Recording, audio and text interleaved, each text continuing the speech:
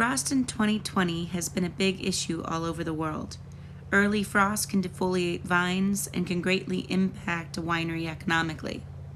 There are several things that wineries can do to prevent frost in the vineyards. One of the most important being passive frost protection methods, which include site selections, cover crops, and trellis systems in the vineyards. Cold air flows downhill, so mid-slopes tend to be warmer. Active frost protection methods help modify temperature in the vineyards. Heaters, also known as candles, are one of the oldest practices and works best with temperature inversions. Burgundy and Bordeaux both experienced frost this March. Seth at Miranda Nixon Winery, which is located 2 nautical miles from the Ohio River Valley, used heaters and copper spray in the vineyards. The copper helps to lower ice nucleating bacteria on the buds. He says this can buy you 2 to 4 degrees. They did, however, have some loss of their Chardonnay April 16th due to frost. Overhead sprinklers are another form of frost protection. They work on the basis of the heat of infusion. Water changing from liquid phase to solid phase releases a small amount of heat. It relies on a constant supply of water coating the buds and shoots. Large volumes of water are required for this, and if done improperly, can cause more damage. Here to talk about wind machines is Larry Lorello. Two things that happen every spring. One is you get buds that want to explode and open up, and then there's two, you have the weather pattern where you can have frost later in the year.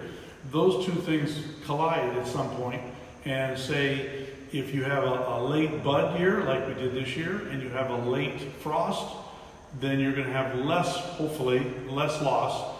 If you have an early bud break and the buds are sticking out and you have a late frost, then you're going to have basically murder in the vineyard. So when you see the fan working, what the fan is doing is it's got a pitch on it, about 3% pitch, and the fan is rotating 360 degrees during the course of probably about a 5-minute period.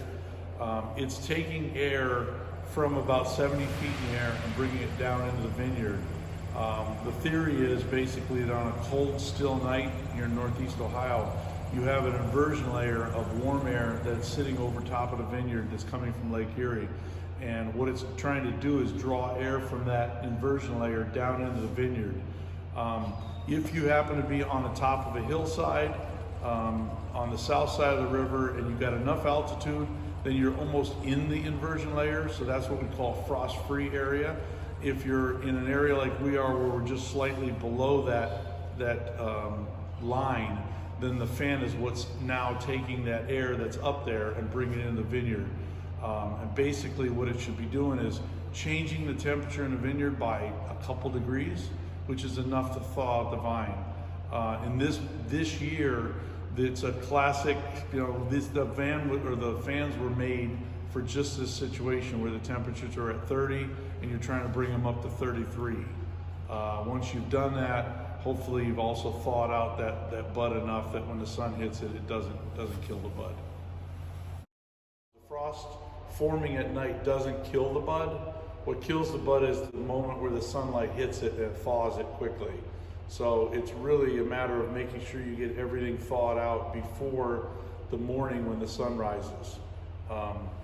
And if you've done that, then you take care of most of the frost. In the last 4 days, we've had days where we possibly had frost, and today's the first day of it.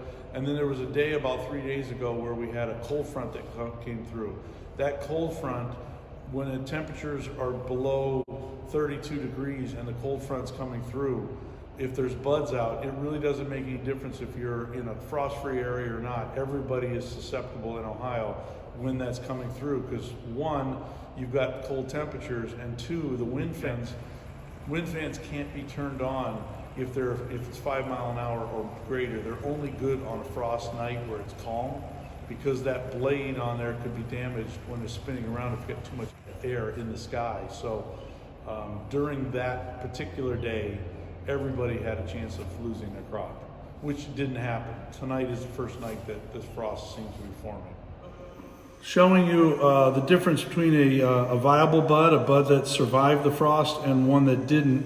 I'll show you that we did some testing earlier and took some of them. We opened up, and you can see this is Pinot Grigio from Cagnac. We slice right through the center of it, and you look inside and you can see the green. That is a viable bud. It survived the frost without any problem. On the other hand, go over here to the Cabernet Sauvignon, which were really unfortunate, but we opened up a Cabernet Sauvignon bud, and if you look inside that bud, it's brown or black. That is a bud that was damaged by the frost and killed. In summary, the 2020 frost year definitely had some casualties. There's going to be a little bit of damage in the lower lying vineyards and some of the ones that weren't protected. But all in all, I think we're going to have a pretty darn good crop from this year because most of it survived. And in the areas where we lost some of it, maybe the vines will be strong enough that with only a half a crop, we'll end up with better quality anyway. So I think it turned out okay.